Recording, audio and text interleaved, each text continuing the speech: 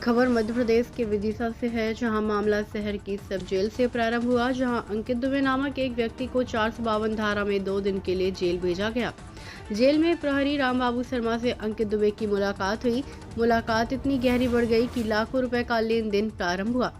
रामबाबू शर्मा ने अंकित दुबे को 65 लाख रुपए बाजार में ब्याज पर चलाने के लिए दिए। अंकित दुबे ने बाकायदा पैसे को ब्याज पर चलाकर रामबाबू शर्मा को 85 लाख रुपए दिए।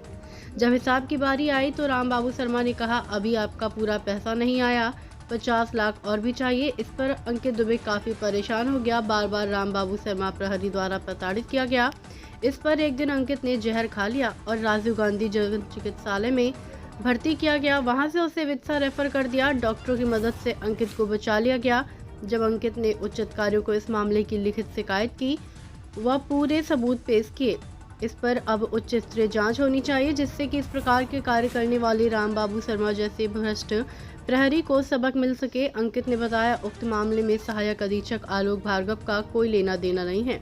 प्रहरी रामबाबू शर्मा ने अंकित दुबे को बताया था 1.5 लाख रुपए का चेक सब अधीक्षक आलोक भार्गव की पत्नी का है। विदिशा से संजीव शर्मा की रिपोर्ट। वाला क्या मामला है? मैं क्या है कि अभी फरवरी मार्च में एक 452 के मुकदमे में 2 दिन जेल गया था। तो रविवार संडे पड़ जाने के कारण मेरी जमानत नहीं हो पाई। अब इस बीच मेरी एक जेल पैरी से मुलाकात हुई रामबाबू शर्मा ने मुझसे पूरा इंटरव्यू लिया मेरा, क्या करते हो क्या नहीं करते हो। मैंने, साहब मेरा एक छोटा सा रेस्टोरेंट है पश्चिमा रोड पर, और उस समय मेरे पास मंडी कैंटीन थी और मैं फुटकर गल्ले का काम भी करता था छोटा मोटा। तो मेरे इसके लिए कुछ बड़ा करोगे?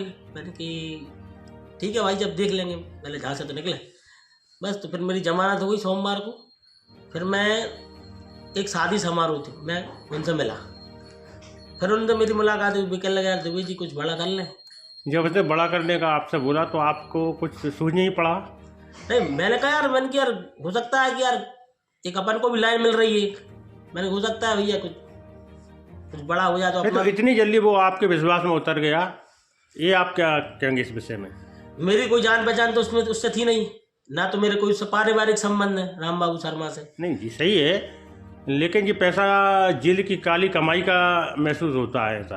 अब भाई साहब, उसने मुझे पैसा दिया, इसका प्रमाण है मेरे पास, और मैंने उसको पैसा दिया, ये भी मेरे पास प्रमाण है। अच्छा, इसमें कोई जेलर भार्गव का कोई भूमिका है क्या? जेलर साहब से मेरी कोई बातचीत नहीं हुई है विशेष। कभी आपकी उनसे भेंट हुई?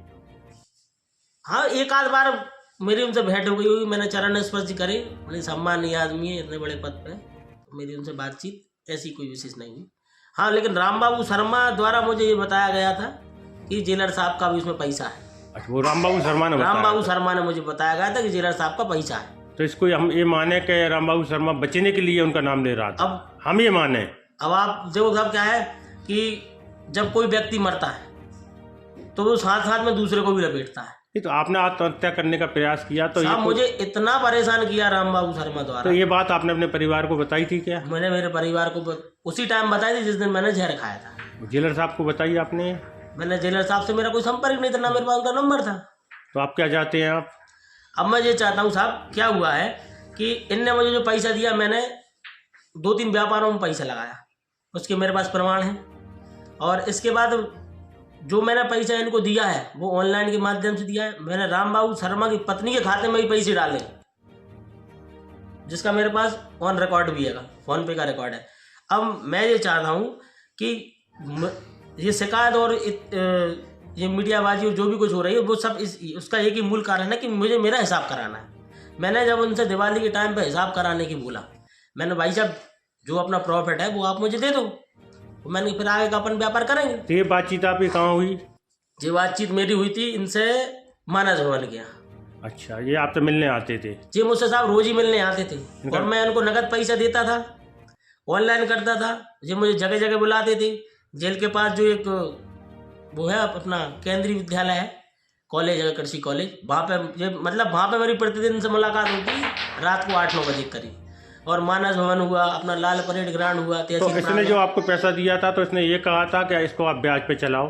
बिल्कुल, उसने मुझसे यही कहा था कि जो पैसा है इसको ब्याज पे चलाओ। अच्छा, और हमें दो ब्याज कमा के। तो उसमें आपको क्या प्रॉफिट था?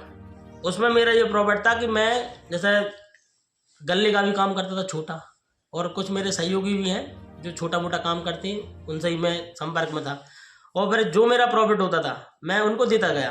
तो इनने मुझसे कहा था कि अपन को जिसका पैसा देना है, अब भगवान जाने उनको किसका पैसा देना है, कह ले वो अपन दे दें, फिर अपन प्रॉफिट निकालते हैं इसका। मैं विश्वास मेरा मन गया, कोई व्यक्ति अपन पर इतना बड़ा विश्वास कर रहा है तो अपन भी अपने प्रॉफिट का विश्वास कर लो। फिर इसके बाद इनने जब दिवाली के आसपास मैंने इनसे मेरा पैसा मांगा तो जो मुझे टरकाते गए कि देता हूँ। फिर कुछ दिन हो गए, सब मुझे भी ज़रूरत पड़ी पैसे की, और जिस दिन मेरा कलेक्शन नहीं होता था, मैं कलेक्शन का काम भी करता था, मैं जिस दिन मेरा कलेक्शन नहीं होता था। कलेक्शन किस बात का करते थे जी? छोटी छोटी दुकानदारों को ऐसा अपन ने 8,000 रुपये दिए और 9,000 रुपये 3 महीने में लेते थे अपन। 100 रुपये प्रतिदिन। ये पैसा उसी का था? ये पैसा उसी का, रामबाबू शर्मा का।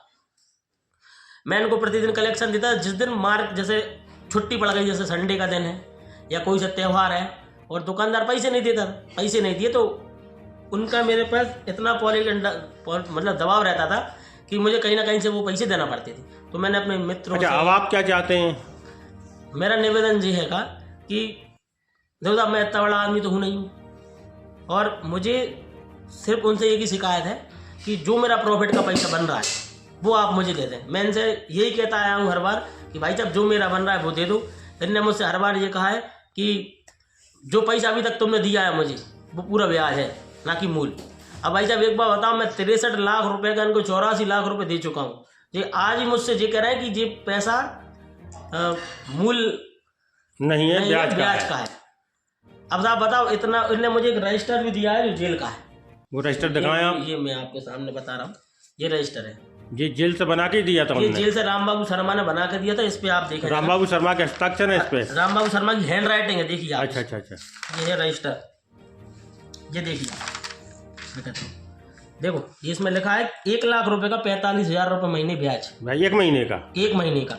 और ये देखिए साहब, इधर मैं आपको और चीज़ों से भी खुलासा कर दूँ। 1 लाख रुपए का 50,000 रुपये महीने ब्याज, 1 लाख रुपए का 45,000 रुपये महीने ब्याज। ये देखिए आप, 17,000 का 22,000 रुपये महीने ब्याज। मतलब ये अंधी लुटाई चल रही थी। ये 2 लाख रुपए का 1 लाख रुपये महीने ब्याज। अब क्या चाहते हैं आप? मैं ये चाहता हूँ कि साहब इनकी उच्च स्तरीय जांच हो। जेल में जो भी गतिविधियां में संलिप्त हैं जो लोग। तो मैंने सुना है कि वहाँ बंदियों से मिलने के लिए परिजन जो आते हैं उनसे भी पैसे लिए जाते हैं। अब साहब आप रहे ना जेल में, तो आपको जानकारी होगी। देखिए साहब, क्या है जेल की जो जानकारी है, मैं आपको बता दूं कि मैं 2 दिन रहा हूँ जेल में। मुझे जो सेल में रखा गया था तो उसमें क्या है, सुबह 6 बजे निकलते हैं, वो 11 बजे फिर शिफ्ट हो जाते हैं, फिर निकलते हैं 5 बजे, फिर इसके बाद 1 घंटे की छुट्टी मिलती है, 6 बजे के बाद फिर लॉकअप हो जाता है। तो अब इतनी मुझे जानकारी तो नहीं, लेकिन हाँ मैंने कुछ लोगों के मुँह से सुना है कि अगर जेल में आप पैसा नहीं दोगे तो आपसे गंदगी भी साफ कराई जाएगी और आपको सुविधाएं भी नहीं दी जाएगी। धन्यवाद।